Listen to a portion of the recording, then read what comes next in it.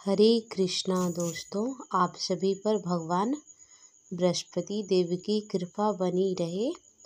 आज के इस वीडियो में हम सुनेंगे गुरुवार व्रत कथा। तो चलिए सुनते हैं। भारतवर्ष में एक प्रतापी और दानी राजा राज्य करता था। वह नित्य गरीबों और ब्राह्मणों की सेवा किया करता था। यह बात उसकी रानी को अच्छी नहीं लगती। वह न व्रत करती और न किसी गरीब को दान देती।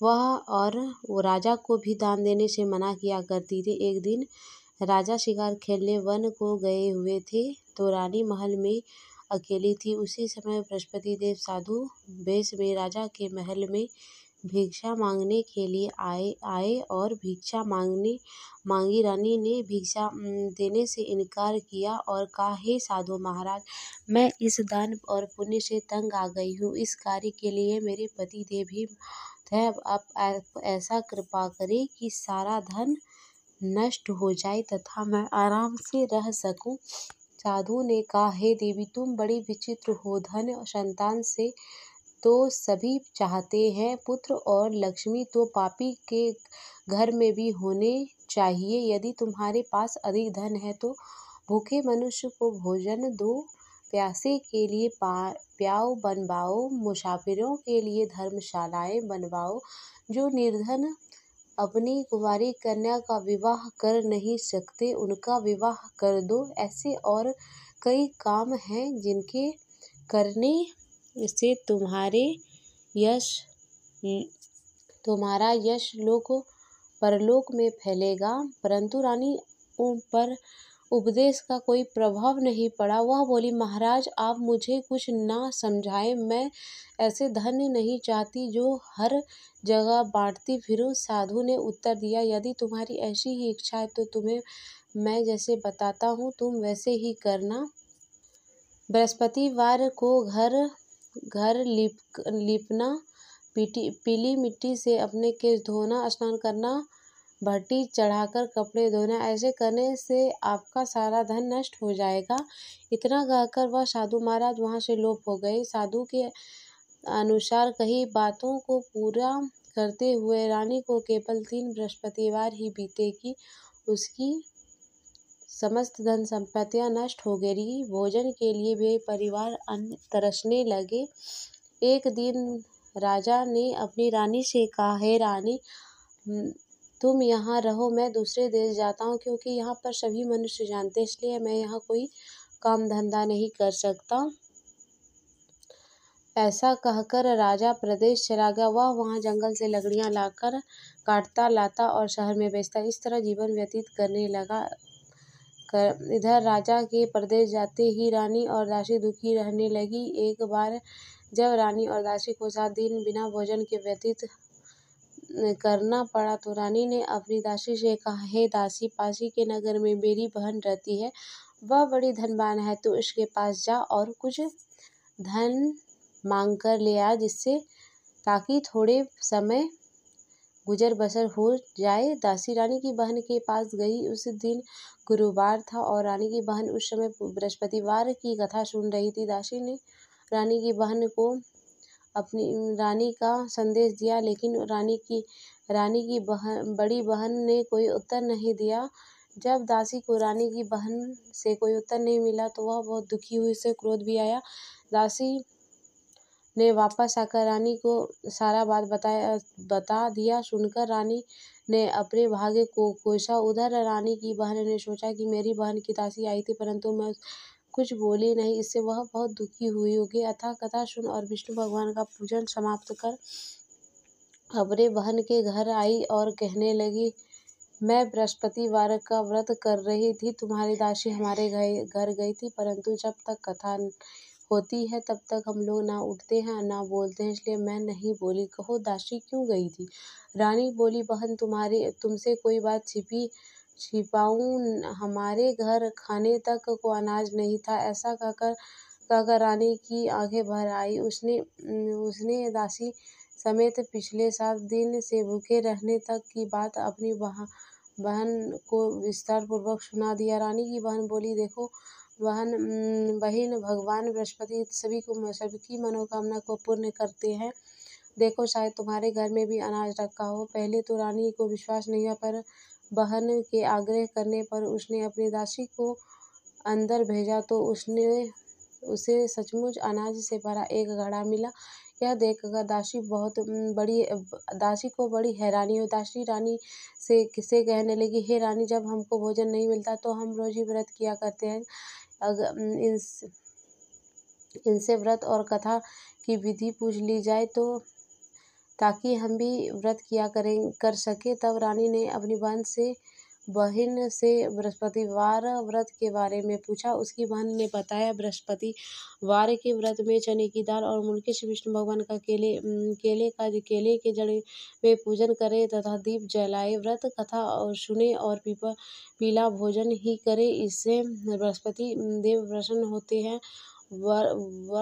व्रत और पूजन की विधि बताकर रानी की बहन अपने घर लौट गई। 7 दिन के बाद जब गुरुवार आया तो रानी और दासी ने व्रत किया। गुड़साल में जाकर चना और गुड़ लेकर आई। फिर उसने केले की जड़ तथा विष्णु भगवान का पूजन किया। और भोजन पीली कहाँ से आई? दोनों बड़ी दुखी हुई क्योंकि उन्होंने व्रत रखा था, इसलिए बृहस्पति देव उनसे प्रसन्न थे। इसलिए वे एक साधारण व्यक्ति का रूप धारण कर 2 थालों में सुंदर पीली भोजन दासी को दे गए। भोजन पाकर दासी प्रसन्न हुई और फिर रानी के साथ मिलकर भोजन ग्रहण किया। उसके बाद वे सभी गुरुवार को व्रत और पूजन करने लगी। बृहस्पति भगवान की कृपा से उनके पास फिर से धन संपत्तियां आ गई, परंतु रानी फिर से पहले की तरह आलस्य करने लगी। तब दासी बोली, देखो रानी, तुम पहले भी इस प्रकार आलस्य करती, तुम्हें धन रखने में कष्ट होता है, इस कारण सभी धन नष्ट हो गए। और जब भगवान बृहस्पति देव की कृपा से धन मिला है तो तुम्हें फिर आलस्य होती है। रानी उनको समझाते हुए दासी कहने लगी, बड़ी मुसीबतों के बाद हमने यह धन पाया, इसलिए हमें दान पुण्य करना चाहिए। भूखे मनुष्य को भोजन कराओ, पियाओ, लगाओ, धन को शुभ कार्य में खर्च करो, जिससे तुम्हारे कुल का यश बढ़ेगा, स्वर्ग की प्राप्ति होगी और पितृ प्रसन्न होंगे। दासी की बात मानकर रानी अपना धन शुभ कार्य में खर्च करने लगी, जिससे पूरे नगर में उनका यश फैलने लगा।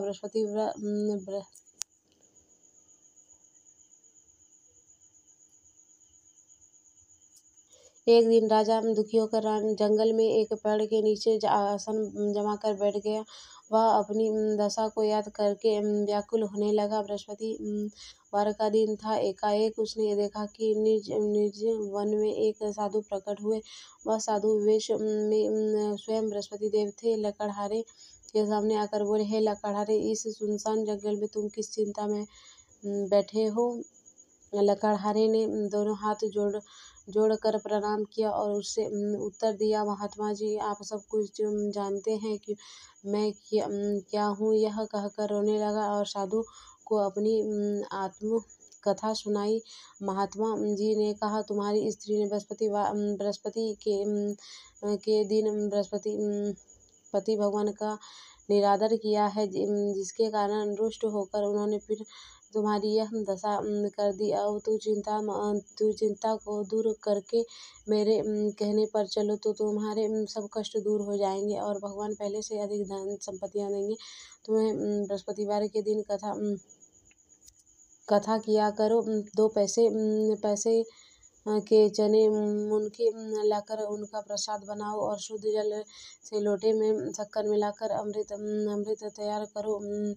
कथा को पढ़ो।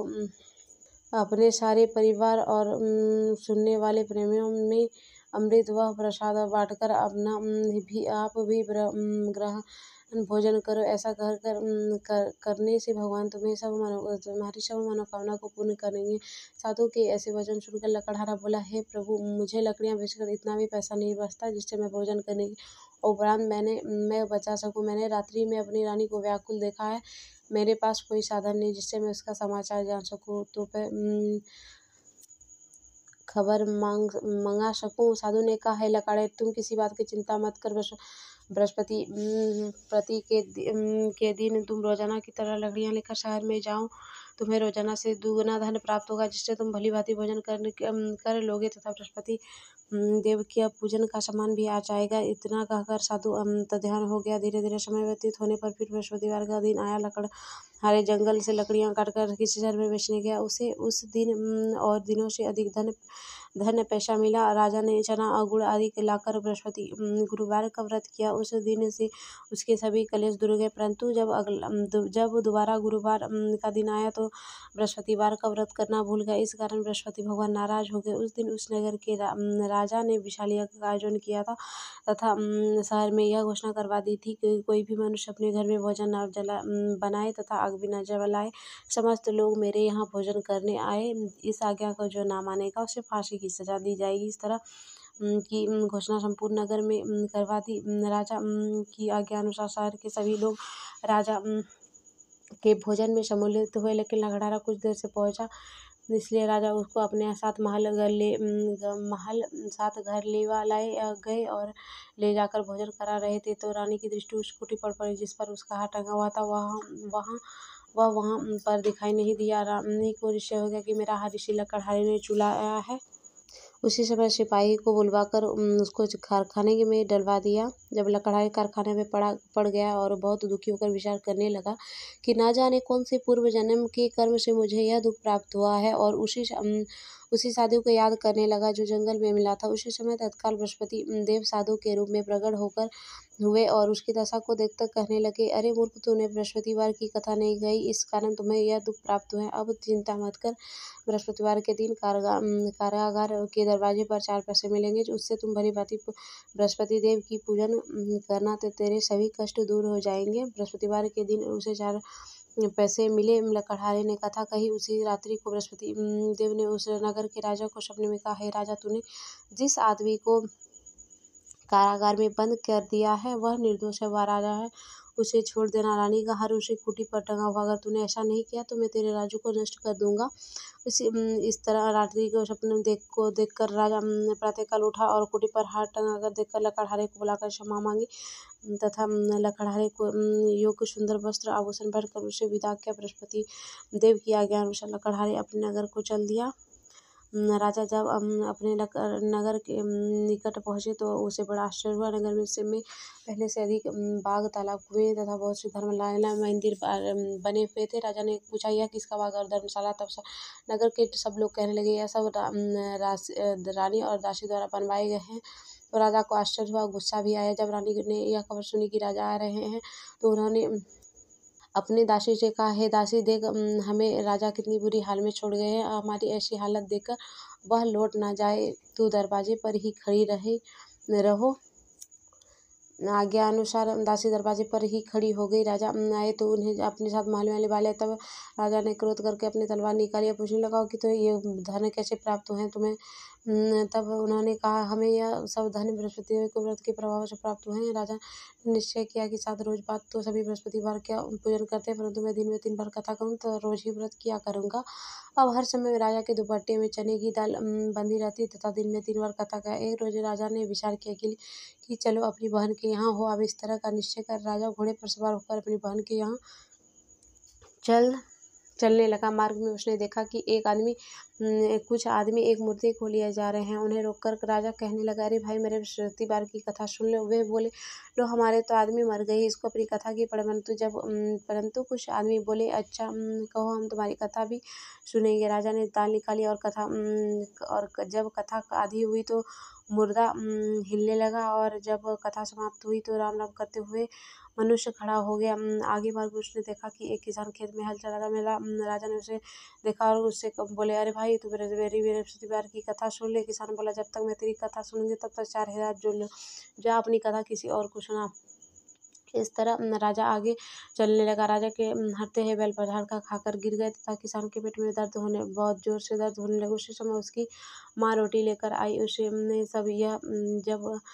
जब यह देखा तो अपने पुत्र से सब हाल पूछा और बेटे ने सभी हाल कह दिया। बुढ़िया दौड़ी घोड़सवार के पास गई और उससे बोली कि मैं तेरी कथा सुनूंगा, सुनूंगा तो अपनी कथा मेरे खेत पर ही चलकर कहना। राजा ने एक बुढ़िया के खेत पर जाकर कथा कही, जिसके सुनते ही बैल खड़े हो गए तथा किसान के पेट में का दर्द भी बंद हो गया।